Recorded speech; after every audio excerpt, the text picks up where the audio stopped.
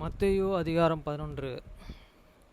இயேசு தம்முடைய 12 சீஷர்களுக்கு கட்டளை கொடுத்து முடித்த பின்பு அவர்களுடைய பட்டணங்களில் உபதேசிக்கவும் பிரசங்கிக்கவும் அவ்விடத்தை விட்டு போனார். வசனம் 2. அத்தருணத்தில் காவலில் இருந்த யோவான் கிறிஸ்துவின் கிரியைகளில் குறித்து கேள்விப்பட்டு தன் சீஷரிடம் 2 பேரை அழைத்து, 3 வருகிறவர் நீர்தானே, அல்லது வேறு ஒருவரா வர காத்திருக்க வேண்டுமா என்று அவரிடத்தில் கேட்கும்படி அனுப்பினான். வசனம் 4. இயேசு அவர்களுக்கு பிரதியுத்தரமாக, நீங்கள் கேட்கிறதையும் காண்கிறதையும் யோவானிடத்தில் போய் அறிவியுங்கள். வசனம் 5. குருடர் பார்வையடைகிறார்கள், சப்பானிகள் நடக்கிறார்கள், குஷ்டரோகிகள் சுத்தமாகிறார்கள், செவிலியர்கள் கேட்கிறார்கள், மரித்தோர்கள் எழுந்திருக்கிறார்கள், தரித்திரருக்கு சுவிசேஷம் பிரசங்கிக்கப்படுகிறது. 6. என்னிடத்தில் இடரலாய் இருக்கிறவன் எவனோ அவன் பாக்கியவான்.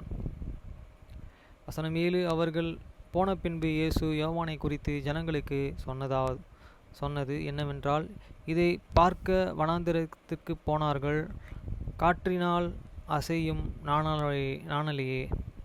வசனம் 8.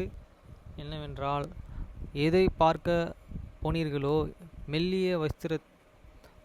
மனுஷனையே மெல்லிய வஸ்திரத்தில் இருக்கிறவர்கள் அரசர் மாளிகையில் இருக்கிறார்கள். வசனம் 9. அல்லவென்றால் எதை பார்க்க போனீர்கள், தீர்க்கதரிசியா? ஆம், தீர்க்கதரிசியை பார்க்கிலும் மேன்மை உள்ளவனவனே என்று உங்களுக்கு சொல்கிறேன். வசனம் 10. அந்தபடியே இதோ நான் என் தூதனை உமக்கு முன்பாக அனுப்புகிறேன், அவன் உனக்கு முன்னே போய் உமது வழியை ஆயத்தம் பண்ணுவான் என்று எழுதிய வாக்கியத்தால் குறிக்கப்பட்டவன் இவன்தான். வசனம் 11. ஸ்திரீகளிடத்தில் பிறந்தவர்களில் யோவான் ஸ்நானகனை பார்க்கிலும் பெரியவன் ஒருவனும் எழும்பினதில்லையா? ஆகிலும் பரலோக ராஜ்யத்தில் சிறியவனாயிருக்கிறவன் அவனிலும் பெரியவனாயிருக்கிறான் என்று உங்களுக்கு மெய்யாகவே சொல்கிறேன். வசனம் 12. யோவான் ஸ்நானகன் காலம் முதல் இதுவரைக்கும் பரலோக ராஜ்யம் பலவந்தம் பண்ணப்படுகிறது, பலவந்தம் பண்ணுகிறவர்கள் அதை பிடித்து கொள்கிறார்கள். வசனம் 13. நியாயப்பிரமாணமும் தீர்க்கதரிசிகள் யாவரும் யோவான் வரைக்கும் தீர்க்க தரிசனம் உரைத்தது உண்டு. வசனம் 14. நீங்கள் ஏற்றுக்கொள்ள மனதாயிருந்தால் வருகிறவராகிய எலியா இவன்தான். வசனம் 15. கேட்கிறதற்கு காது உள்ளவர்கள் கேட்க கடவன். வசனம் 16. இந்த சந்ததியை யாருக்கு ஒப்பிடுவேன்? சந்தை வெளிகளில் உட்கார்ந்து தங்கள் தோழரை பார்த்து. வசனம் 17. உங்களுக்கு குழல் ஊதினாலும் நீங்கள் கூத்தாடவில்லை, உங்களுக்காக புலம்பினாலும் நீங்கள் மரட்டி கேட்கவில்லை என்று குறை சொல்கிற பிள்ளைகளுக்கு ஒப்பாயிருக்கிறது. வசனம் 18. அப்படியெனில் யோவான் போஜனம் பண்ணதவனாய் வந்தான், அதற்கு அவர்கள் அவன் பிசாசு பிடித்தவனாய் இருக்கிறவன் என்றார்கள். வசனம் 19. மனுஷகுமாரன் போஜனம் பண்ணுகிறவராய் வந்தார், அதற்கு அவர், இதோ போஜன பிரியனும் மதுபான பிரியனும் மனுஷன் ஆயக்காரரும் பாவிகளுக்கு சிநேகிதனும் என்கிறார்கள், ஆனாலும் ஞானமானது அதன் பிள்ளைகளில் நீதி உள்ளதென்று ஒப்புக்கொள்ளப்படும் என்றார். வசனம் 20. அப்பொழுது தமது பலத்த செய்கைகளில் அதிகமானவைகளை செய்ய கண்ட பட்டணங்கள் மனம்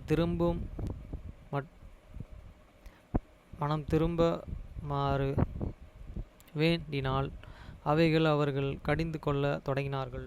வசனம் 21.